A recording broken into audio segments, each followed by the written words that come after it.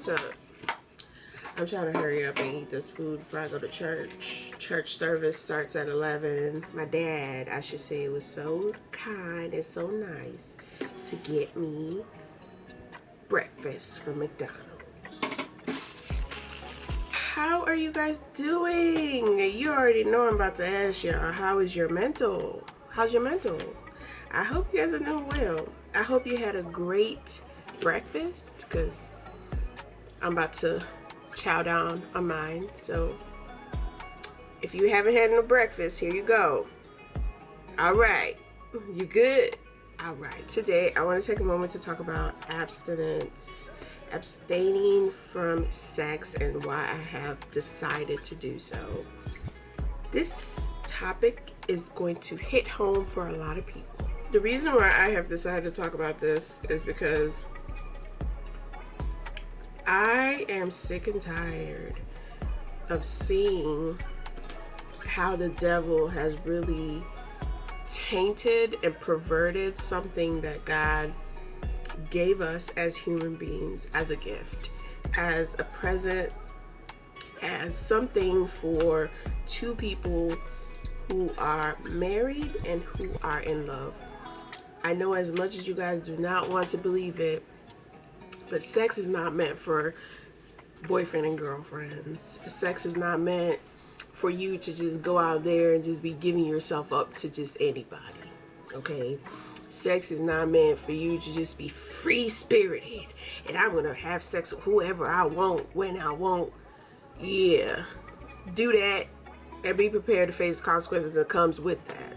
You are opening doors for a lot of things to happen, like unwanted pregnancies, unwanted diseases, soul ties. You wondering why your behavior is changing. You're wondering why you're so depressed. You're wondering why you're so down. You're wondering why you're so alone.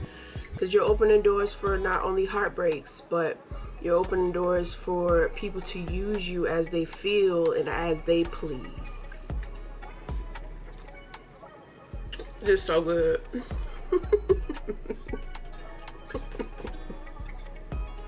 I am not gonna lie to you guys.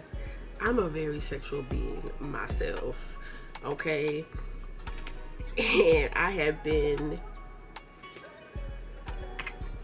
in the traps of the devil for so long when it came to this. So don't think y'all alone. Even when I found myself in Christ, I was still falling in these traps until I realized that my body is the temple of God. When I knew that my body was not mine, I was like, wait a minute. So you telling me I can't just be out here just misusing myself anyhow? And God was like, yup, that's correct, you cannot.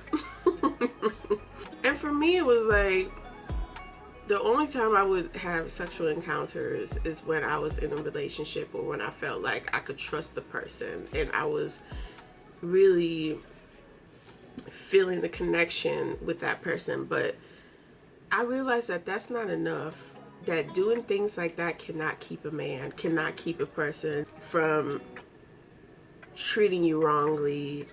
It can't make nobody stay to love you even more. I realized that my flesh, my soul were clashing, and every time that I would do something that was against God, I would feel it within me. It would be like my spirit was mourning something, like it was going through a moment where I knew I didn't have to and I shouldn't have done what I did.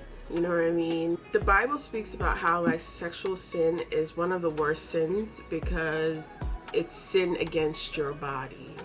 1 Corinthians 6:18 says, flee from sexual immorality. Every other sin a person commits is outside the body, but the sexually immoral person sins against his own body. And when I read that, my whole perspective changed, and I started looking deeply into, how it made me feel when I would sin against my body, how that made me feel afterwards. And I didn't like the feeling, and I knew that God didn't like that for me either, because this is the temple of God. I must take care of it at all costs. I can't just be giving my body to just anybody that I feel like I'm in love with. No, at the end of the day, it is for your husband. It is for your wife. You shouldn't be out here just giving yourself to all these type of souls. And not only that, like, you do not know what kind of spirit is in somebody else. You do not know what spirit you're giving yourself to. You do not know what spirit is going to attach to you once you have given yourself to that man or given yourself to that woman.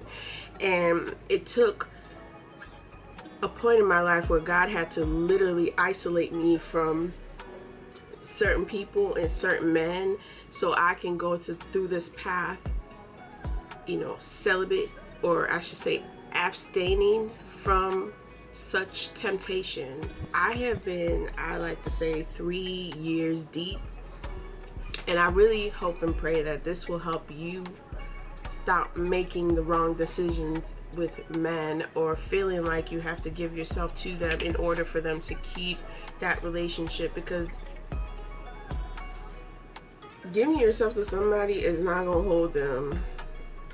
It's not going to keep them, because the mystery is not there anymore. You've given them what they wanted. So, it's like, what else is there for me to hang on to? It's not like, they got to know you for you. It's not like they really got to know you through Christ. It's not like they really wanted to know you in the first place.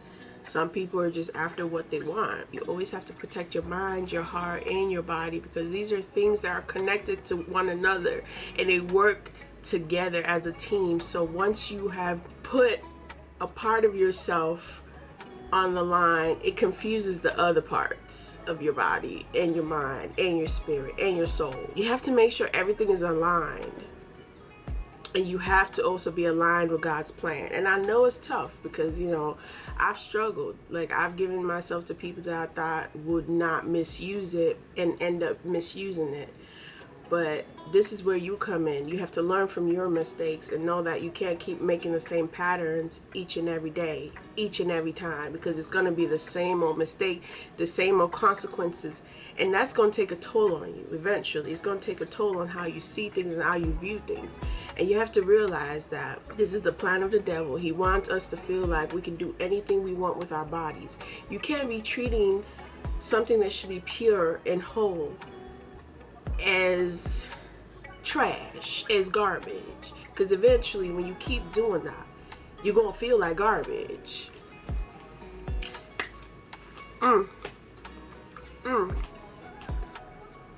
It was so good. And when I say garbage, I mean, you're gonna feel like trash. You're gonna feel like you're not worthy.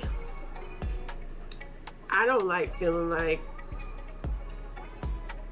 I don't know my self-worth or my self-value. But when you put yourself in those type of situations, you're kind of like telling the other person, you don't know yourself. You don't know what you're worth.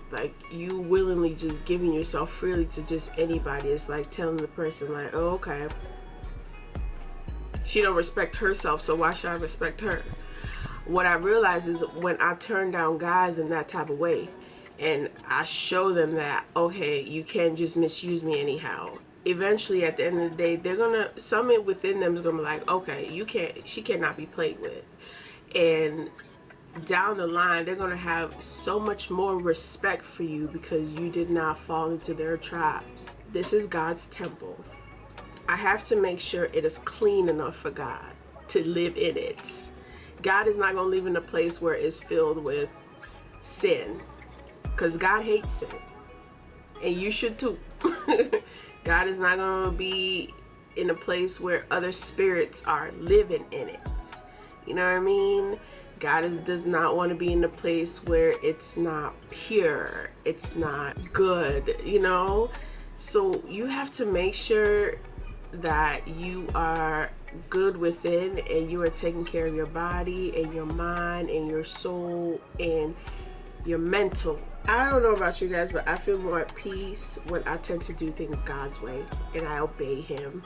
And I feel more at peace to know that I'm not being used or misused. I feel more at peace when I can stand up for myself and tell somebody what I don't want and what I won't tolerate, and setting that boundary, not only to protect myself, but also to protect my faith and protect God that lives within me. Don't try to impress somebody or give yourself to somebody because you are trying to prove to him that you love him and you want him to stay. You having sex with somebody does not mean he's gonna be around. Okay, you're opening doors for a lot of things to happen, including disrespect. So know your worth, stand tall as a woman, and keep on going. So until next time, peace and love. Mwah!